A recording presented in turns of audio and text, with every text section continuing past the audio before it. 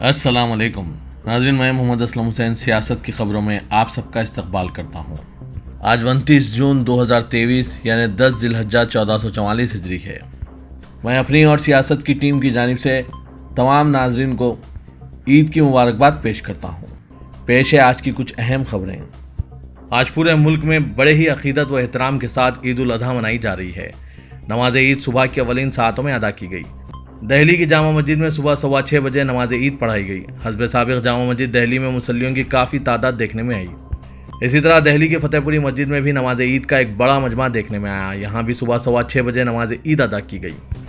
بعد نماز عید لوگوں کو ایک دوسرے سے بغلگیر ہوتے ہوئے دیکھا گیا۔ ملک کے مختلف شہروں میں بھی بڑے ہی عقیدت و احترام کے ساتھ عید الاضحیٰ کی نماز ادا کی گئی، جہاں کی کچھ جھلکیاں آپ کے لیے پیش کیے جا رہے ہیں۔ عید الاضحیٰ کے موقع پر دہلی کے special police commissioner Deepak Pathak نے میڈیا سے بات کرتے ہوئے کہا کہ عید الاضحیٰ کے موقع پر سب سے زیادہ سیکورٹی اور امن و امان کے انتظامات کیے گئے ہیں۔ سیکورٹی فورسز کی کافی تعیناتی کی گئی ہے۔ سینئر اہلکار میدان میں ہیں۔ صدر جمہوریہ دروپدی مرمو نے آج ہندوستان کے مسلمانوں کو عید الاضحیٰ کی مبارکباد پیش کی اور سبھی سے کہا ہے کہ وہ سماج میں بھائی چارہ اور ہم آہنگی عام کرنے کے لیے کام کریں۔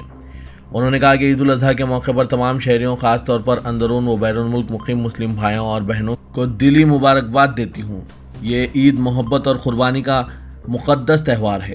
UNI کے موجب نائب صدر جگدیپ دھنکر نے عید الاضحیٰ کی عوام کو مبارکباد دی ہے۔ دھنکر نے اپنے پیغام میں کہا ہے کہ عید الاضحیٰ کے مبارک موقع پر میں تمام عوام کو دل کی گہرائیوں سے مبارکباد پیش کرتا ہوں۔ لوک سبھا انتخابات سے قبل یکساں سول کوڈ کے نفاذ کی تیاری شروع ہو گئی ہے۔ BJP لیڈران کے بعد خود وزیر اعظم نریندر مودی نے اس کی حمایت کر دی ہے، جس کے بعد سماجی طور پر کافی ہلچل مچ گئی ہے۔ وزیر اعظم کے بیان کے بعد All India Muslim Personal Law Board نے بھی اس معاملے میں ایک ہنگامی اجلاس منعقد کیا، جو آن لائن تھا۔ تقریباً 3 گھنٹے تک جاری رہے اس اجلاس میں یونیفارم سول کوڈ کے تمام پہلوؤں پر تبادلہ خیال کیا گیا۔ اجلاس میں بورڈ سے وابستہ تمام وکلاء موجود تھے۔ All India Muslim Personal Law Board نے اجلاس کے دوران فیصلہ کیا کہ یونیفارم سول کوڈ کی مخالفت میں ایک جامع مسودہ تمام قانونی ماہرین کی آراء کی شکل میں تیار کیا جائے گا۔ اس کے علاوہ بورڈ سے وابستہ تمام افراد لاء کمیشن کے چیئرمین سے ملاقات کا وقت مانگیں گے اور بورڈ اپنا مسودہ لاء کمیشن کو سونپے گا۔ اس تعلق سے ماہرین قانون سے صلاح و مشورہ شروع کر دیا گیا ہے۔ BJP کے IT سیل کے چیف امیت مالویہ کے خلاف کرناٹک پولیس نے FIR درج کی ہے۔ ان پر الزام ہے کہ انہوں نے کانگریس لیڈر راہل گاندھی کے خلاف ہتک آمیز ویڈیو ٹویٹ کیا ہے۔ FIR کرناٹک کانگریس کمیٹی کے ممبر رمیش بابو کی شکایت پر درج کروائی گئی ہے۔ رمیش بابو نے الزام عائد کیا کہ امیت مالویہ ہمیشہ راہل گاندھی کے خلاف متنازع ٹویٹس کرتے رہتے ہیں، لیکن گزشتہ دنوں انہوں نے حد پار کرتے ہوئے ذاتی حملے کرتے ہوئے جو ویڈیو پوسٹ کیا ہے وہ انتہائی ہتک آمیز ہے، اس لیے ضروری ہو گیا ہے کہ ان کے خلاف شکایت درج کروائی جائے۔ کرناٹک پولیس کی کارروائی پر BJP بری طرح سٹ پٹا گئی ہے۔ پارٹی لیڈر شہزاد پونے والا نے ٹویٹ کیا کہ یہ صرف انتقامی کارروائی ہے۔ مرکزی وزیر گری راج سنگھ نے پٹنہ میں 23 جون کو ہوئی اپوزیشن کی میٹنگ پر طنز کرتے ہوئے کہا کہ دولہے کا دنگل ہے جس میں نتیش کمار غیر شادی شدہ رہیں۔ گری راج سنگھ نے JDU لیڈر اور بہار کے وزیر اعلیٰ نتیش کمار کی طرف سے اپوزیشن محاذ کا کنوینر بننے کی توقعات کی طرف اشارہ کر رہے تھے، جس کے لیے RJD کے صدر لالو پرساد نے کانگریس لیڈر راہل گاندھی کا نام پیش کیا۔ انہوں نے یہ بھی کہا کہ نتیش کمار کو 4 دھام یاترا کے لیے جانا چاہیے۔ نتیش کمار نے دوبارہ دولہے بننے کا موقع گنوا دیا، یعنی وزیر اعظم کے امیدوار کا حوالہ دیتے ہوئے یہ بات کہی۔ مغربی بنگال، گجرات اور گوا کی 10 راجیہ سبھا سیٹیں جلد ہی خالی ہونے والی ہے۔ ان سیٹوں پر انتخاب کرانے سے متعلق شیڈول مرکزی انتخابی کمیشن نے جاری کر دیا ہے۔ انتخابی کمیشن نے اعلان کیا ہے کہ انتخابی عمل 6 جولائی سے شروع ہوگا، جو 24 جولائی تک جاری رہے گا۔ اطلاع کے مطابق 6 جولائی سے 13 جولائی تک پرچے نامزدگی داخل کرنے کا عمل انجام پائے گا۔ 14 جولائی کو داخل کیے گئے پرچے نامزدگی کی جانچ کی جائے گی۔ پرچہ نامزدگی داخل کرنے والے امیدواروں کے پاس 17 جولائی تک اپنا نام واپس لینے کا وقت ہوگا۔ الیکشن کمیشن نے بتایا کہ 24 جولائی کو سبھی راجیہ سبھا سیٹوں کے لیے ووٹ ڈالے جائیں گے۔ اس کے لیے صبح 9 بجے سے شام 4 بجے تک کا وقت مقرر کیا گیا ہے۔ بعد ازاں اسی دن شام 5 بجے سے ووٹوں کی گنتی شروع ہوگی۔ ممبئی کے میرا روڈ پر JP انفرا کی ہاؤسنگ سوسائٹی میں ایک مسلم خاندان کو قربانی کا بکرا لانے پر سوسائٹی کے اراکین کی جانب سے زبردست ناراضگی کا سامنا کرنا پڑا۔ سینکڑوں افراد بلڈنگ کے احاطے میں جمع ہو گئے اور نعرے بازی کرنے لگے۔ پولیس نے وہاں پہنچ کر بڑی مشقت کے بعد حالات کو قابو میں کیا۔ مشتعل افراد نے زبردست ہنگامہ کیا اور رات بھر بلڈنگ کے احاطے میں کھڑے رہے۔ जय श्री राम के नारे लगाए गए, हनुमान चालीसा पढ़ा गया। पुलिस ने समझाने की कोशिश की तो इनके साथ हाथापाई की गई, जिस पर पुलिस ने हल्का सा लाठीचार्ज किया। मुजाहिरीन बकरे को फ्लैट से निकालने का मुतालबा कर रहे थे। मौके पर मौजूद डिप्टी कमिश्नर जयंत ने लोगों को समझाया कि अभी सिर्फ बकरा लाया गया है, कुर्बानी बिल्डिंग में नहीं होगी। अगर कुर्बानी हुई तो मोहसिन को गिरफ्तार करेंगे।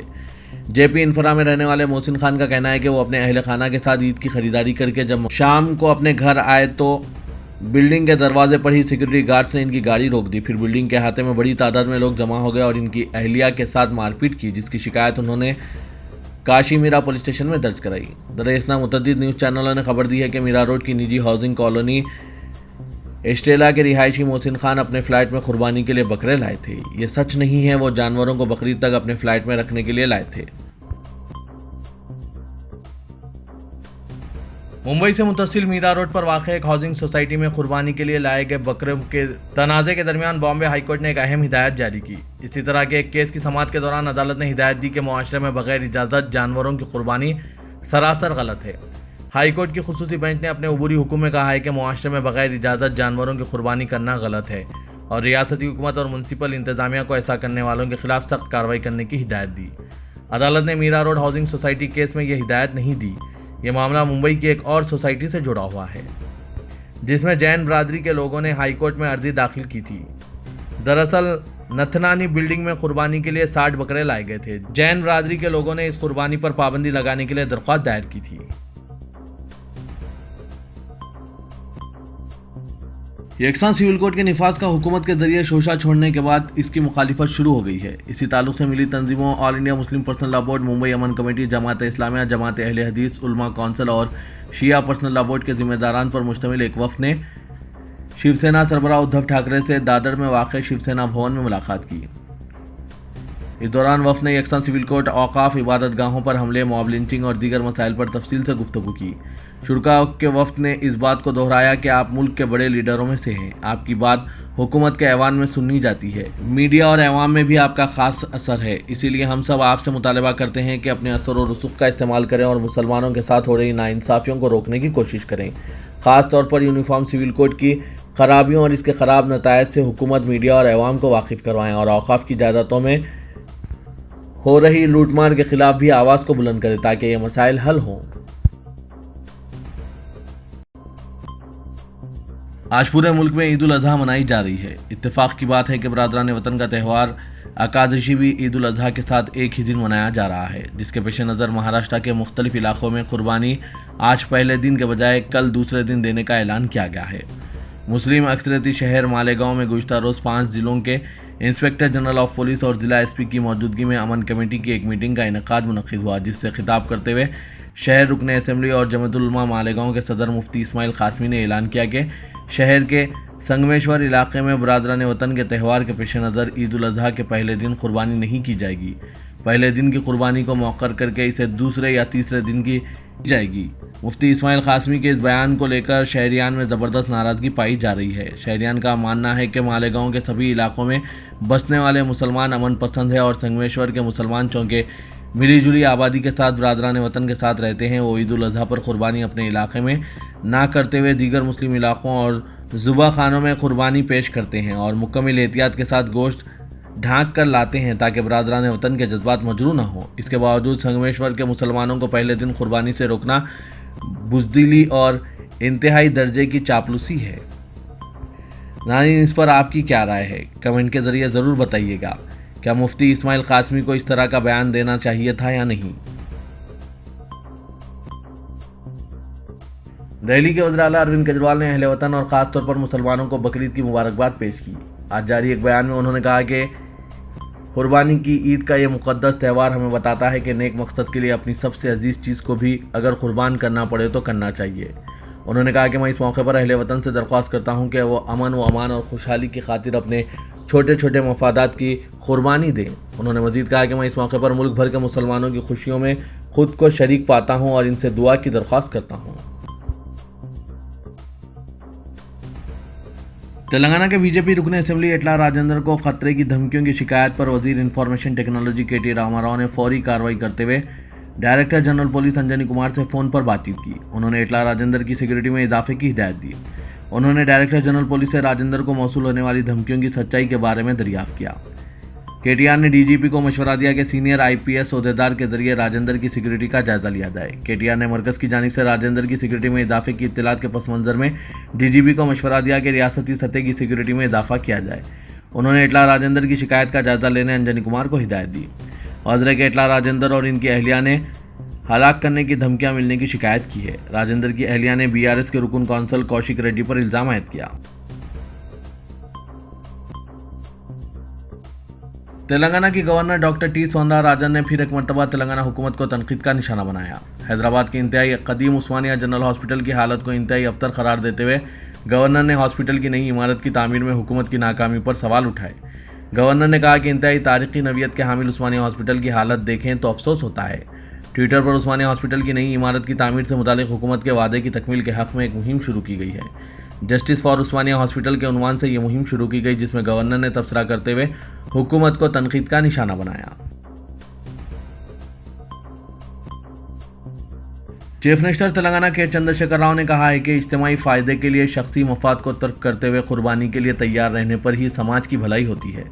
قربانی کے ذریعے حاصل ہونے والے ثمرات پورے سماج کو مساوی طور پر پہنچنے پر ہی اس قربانی کا صحیح مقصد حاصل ہوتا ہے۔ انہوں نے کہا کہ عید الاضحیٰ اسی پیام کو اجاگر کرتا ہے۔ عید کے موقع پر جاری کردہ ایک پیام میں کے سی آر نے 29 جون یعنی آج عید الاضحیٰ کے موقع پر ریاست کے عوام کو مبارکباد پیش کی اور کہا کہ عید الاضحیٰ کا تہوار عبادت، قربانی، رحم دلی اور اعتماد کے کئی پہلوؤں کو عوام میں فروغ دیتا ہے۔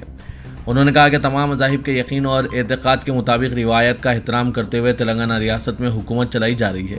تمام طبقات کے عوام کو پرامن اور متحد طور پر زندگی گزارنے کے لیے گنگا جمنی تہذیب کا تحفظ کرتے ہوئے تلنگانہ ترقی کی راہ پر گامزن ہے۔ ریاست ملک کے لیے سیکولرزم کی ایک مثال بن گئی ہے۔ مسلمانوں کے بشمول اقلیتوں کی ترقی و بہبودی کے لیے ریاستی حکومت کئی اسکیمات پر کامیابی سے عمل کر رہی ہے۔ کے سی آر نے امید ظاہر کی کہ اللہ تعالیٰ کی مہربانی ریاست کے تمام عوام پر رہے گی اور ریاست کے عوام خوش و خرم زندگی گزارتے رہیں گے۔ گورنر تلنگانہ ڈاکٹر تملیسائی سوندرا راجن نے آج بقرعید کے موقع پر ریاست کے مسلمانوں کو مبارکباد پیش کی۔ انہوں نے اپنے پیام میں امید ظاہر کی کہ تلنگانہ کے مسلمان عید الاضحیٰ کو مسرت، امن اور بہتر صحت کے ساتھ منائیں گے۔ انہوں نے کہا کہ بقرعید کا تہوار قربانی اور عظیم عقیدت کی علامت ہے۔ یہ اسلامی عقیدے میں خصوصی مقام کا حامل ہے۔ یہ تقسیم کے اقدار، صدقہ، تعظیم اور ضرورت مند کی مدد کی نمائندگی کرتا ہے۔ گجرات اینٹی ٹیررزم اسکواڈ کی جانب سے شہر حیدرآباد میں دوسرے دن بھی امیر پیٹ علاقے میں تلاشی مہم انجام دیے جانے کی اطلاعات ہے۔ موثوق ذرائع کی اطلاع کے مطابق ممنوعہ تنظیم آئی ایس کے پی سے متعلق دہشت گردی کے معاملے کی تحقیقات کے حصے کے طور پر یہ کارروائی انجام دی گئی۔ بعض کوچنگ سینٹرز میں دی جا رہی مشتبہ ٹریننگ سے متعلق اطلاع ملنے پر کوچنگ سینٹرز میں تلاشی مہم انجام دی گئی۔ ذرائع کے مطابق اے ٹی ایس کی جانب سے کل حراست میں لیے گئے افراد میں سے ایک شخص کی جانب سے مبینہ طور پر فراہم کی گئی اطلاعات کی بنیاد پر یہ کارروائی انجام دی گئی ہے۔ رکن پارلیمنٹ حیدرآباد و صدر مجلس اسدالدین اویسی نے اسپیشل چیف سیکریٹری محکمہ بلدی نظم و نسق اروند کمار اور commissioner G H M C Lokesh Kumar سے کہا ہے کہ شہر کے درمیان میں نوبت پہاڑ پر رہنے والے بعض غریب خاندانوں کی جھونپڑیوں میں زندگی گزارتے ہیں، انہیں بیت الخلاء دستیاب نہیں ہے، جس کی وجہ سے انہیں حاجت سے فارغ ہونے کے لیے اندھیرا ہونے کا انتظار کرنا پڑتا ہے۔